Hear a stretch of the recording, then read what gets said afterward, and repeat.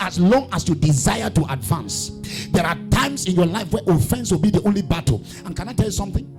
People don't need to be present for you to be offended. Somebody can offend you and walk away from your life. You will stay back, but the person's impact is still living with you through what? Offense. So you have a destiny to make a decision. You can't make a decision because somebody has actually offended you. When they ask you, why didn't you cook well today? You said when you are actually disturbed and actually offended, sometimes you forget, so you miss your recipe.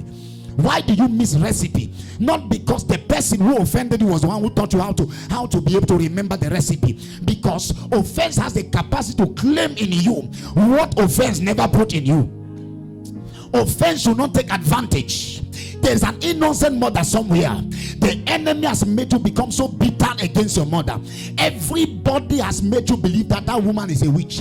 And that is why you only realize that she was innocent when she surely passed. There are some people who have only remembered how innocent their mothers were when their mother died and gone. And then they sat back and saw another girl whose mother was way more bitter and way more difficult than their mother. And yet such people still put up and succeed with such a mother.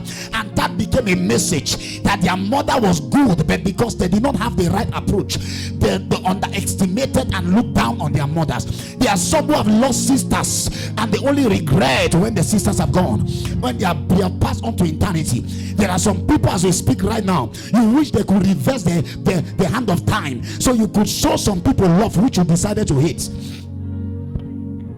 If you're offended and bitter with the living, why should God give you an anointing to raise the dead?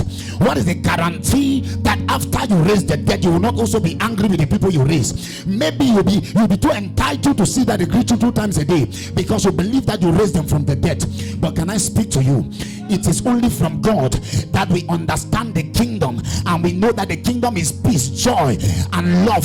Am I speaking to somebody here? So when it comes to the matters of the kingdom, there are enemies of this kingdom whose attack is not on your finances, because the enemy knows if you're too bitter with your boss, you will not work well, and if you don't work well, you can never receive promotion. So the enemy does not fight your boss. The enemy ensures he fights your attitude towards your boss. So by the time you are offended at your boss, you work in the company as though your plan was to run it down, and then that becomes the limitation of why you can never be promoted.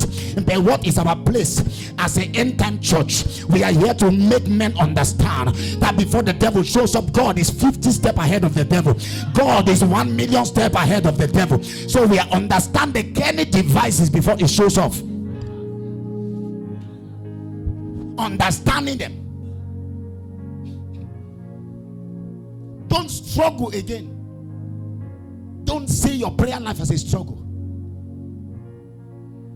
See, I'm telling you, don't let the devil make you believe that you have to struggle.